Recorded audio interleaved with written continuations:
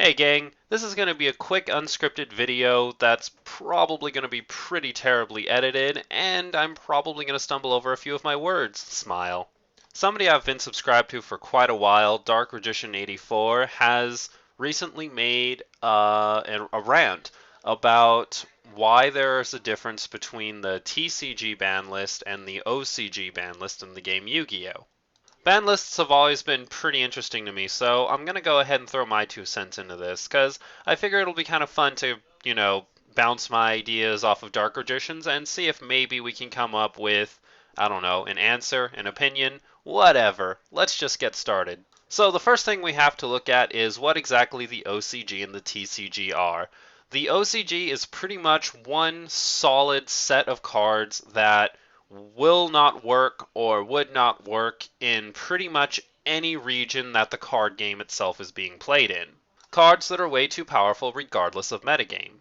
The TCG ban list, in theory, is supposed to fix problems that are happening in the metagame in specific areas. For example, in our TCG list, it would fix all of the little kinks and issues that are happening with American metagame.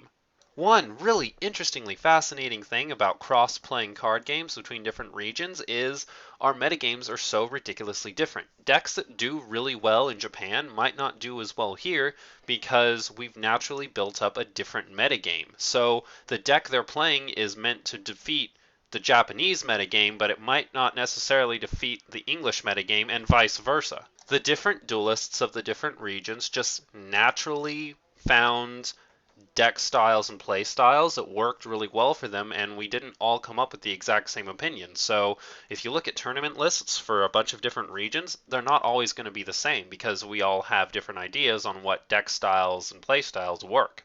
By making two different lists, Konami has the freedom to specifically ban or limit cards that are being abused here, but not necessarily in the global metagame.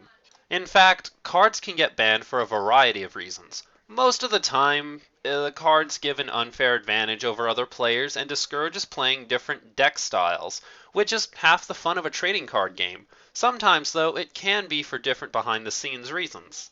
For example, as many of my subscribers know, I started a card game called Vanguard recently to play a deck called Tsukiyomi. In Japan, one of the main cards in the deck was limited very hard, which made the deck pretty much unplayable. But the card wasn't limited because the deck was too powerful. The card was limited due to the overwhelming number of said decks showing up in official tournaments. Tsukiyomi players were only using this deck and not using any of the newer builds.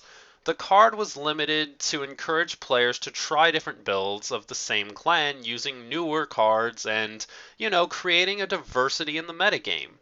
This is one example of a card needing to be banned or limited due to a region-based problem, and this sort of thing happens all the time. Had there only been one list, this problem would have hit America too, even though we do not have the same problem. I want to give Konami benefit of the doubt and say they made the TCG list here different to help fix a problem.